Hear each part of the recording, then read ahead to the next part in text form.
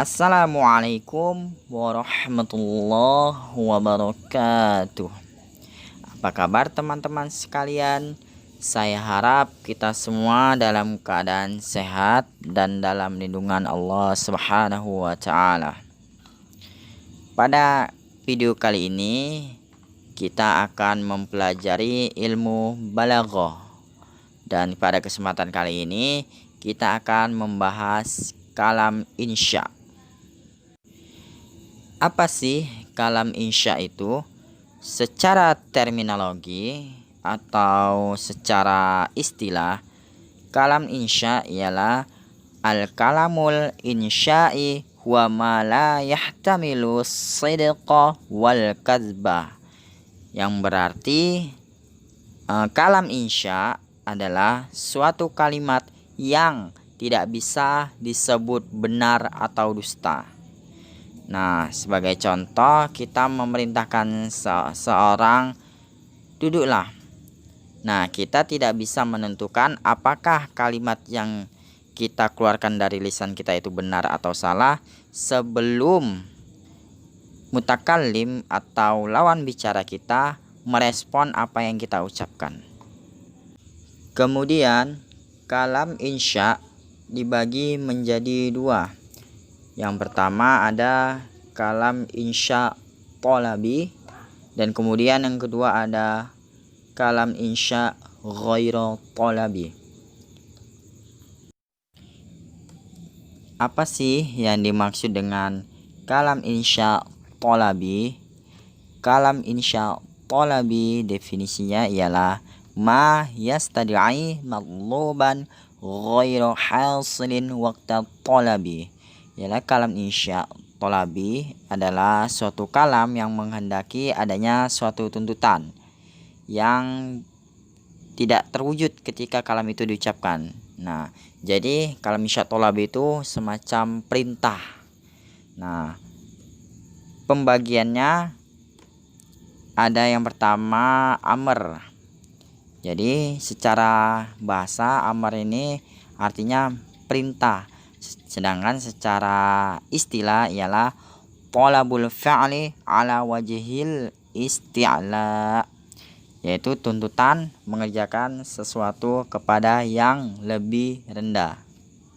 Sebagai contoh di surah Al-Insan nomor surah ke-76 ayat ke-24, di situ tertulis fasbir li hukmi rabbika. Nah, yang artinya maka bersabarlah kamu untuk melaksanakan ketetapan Tuhanmu. Nah, pada dasarnya kalimat tersebut berasal dari Allah yang ditujukan kepada manusia, dan di sini konteksnya ialah perintah dari atas ke bawah. Pada bagian amr terbagi menjadi 4 bagian. Yang pertama fi'il amr, yaitu semua kata kerja yang bersighah fi'il amr. Sebagai contoh, khuzil kitab biquwwah, yang artinya ambillah kitab itu dengan kuat. Yang kedua ada fi'il mudhari yang disertai dengan lam amr. Sebagai contoh, liyunfiq zu sa'atin min sa'atihi, hendaklah berinfak ketika dalam keleluasaan. Kemudian yang ketiga ada isim fi'il amr, yaitu isim yang bermakna fi'il. Contohnya hayya 'alas shalah, marilah kita melaksanakan salat. Kemudian yang keempat ada masdar pengganti fi'il. Yang masdar ini posisinya berfungsi sebagai pengganti fi'il yang dibuang, bisa juga bermakna amr. Contohnya sa'yan fil khair, berusahalah pada hal-hal yang baik. Kemudian pembahasan yang kedua ada nahi. Jadi makna nahi secara leksikal adalah melarang, menahan dan menentang. Sedangkan secara terminologi berarti talibul kaffi anil fi'li ala wajhil isti'la, yaitu tuntutan meninggalkan suatu perbuatan dari pihak yang lebih tinggi.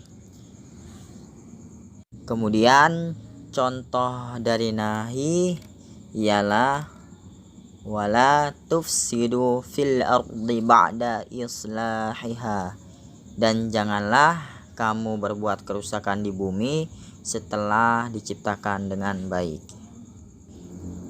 Rumus daripada nahi ialah la nahi kemudian diikuti dengan fi'al mudhari'. Namun tidak selamanya fi'al mudhari' yang kemasukan la nahi bermakna nahi seperti kebanyakan ayat Al-Quran, sebab pada dasarnya nahi ialah larangan dari atas ke bawah.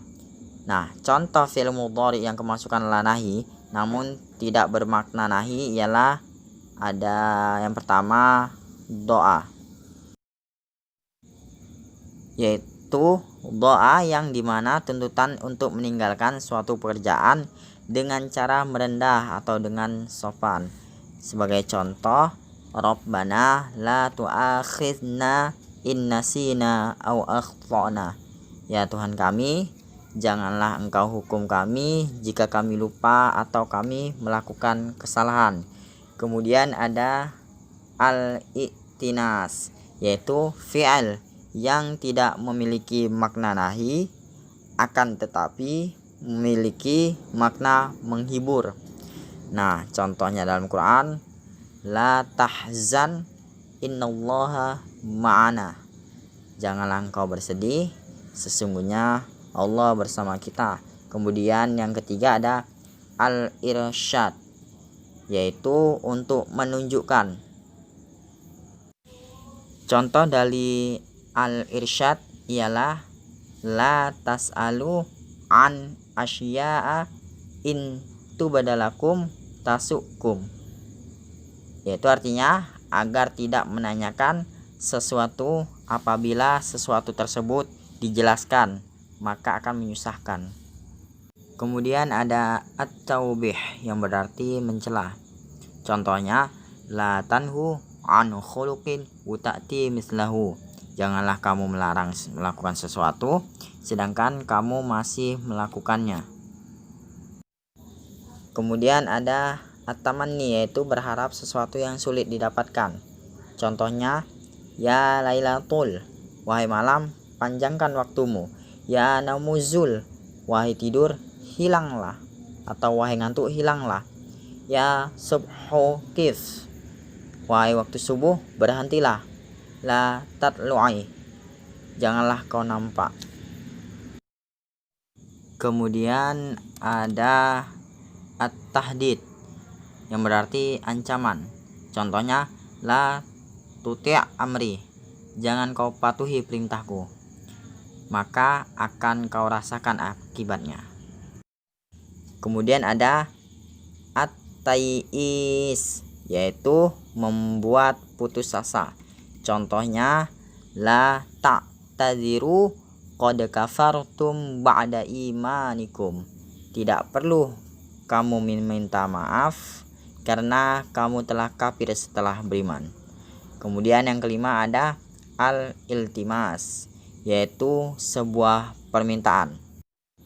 Contoh daripada al-iltimas ialah la tabrah min makanika hatta arji'a ilaika, janganlah kamu beranjak dari tempatmu sampai aku kembali. Yang ketiga ada istifham. Secara terminologi, istifham bermakna talibul ilmi bisyai', menuntut pengetahuan tentang sesuatu. Jadi bisa disimpulkan bahwasannya istifham ini ialah kalimat tanya pada ilmu balaghah. Nah, alat-alat yang digunakan untuk kalimat tanya ini ialah huruf alif, kemudian hal, ma, min, mata, ayyana, kaifa, aina, anna, kam, ayu. Kita ambil sebagai contoh, wa ma adraka ma lailatul qadri, yang memiliki arti ialah dan tahukah kamu apakah malam kemuliaan itu? Kemudian yang keempat adalah nida. Jadi nida adalah tuntutan mutakallim yang menghendaki seseorang agar menghadapnya. Jadi sederhananya ialah nida berarti panggilan kepada seseorang. Nah, huruf-huruf nida ada 8. Yang pertama ialah hamzah, kemudian ai, kemudian ya, kemudian alif, kemudian ai, kemudian ayya, kemudian hayya, dan wa. Penggunaan huruf nida ada 2 cara. Yang pertama hamzah dan ai untuk munada yang dekat.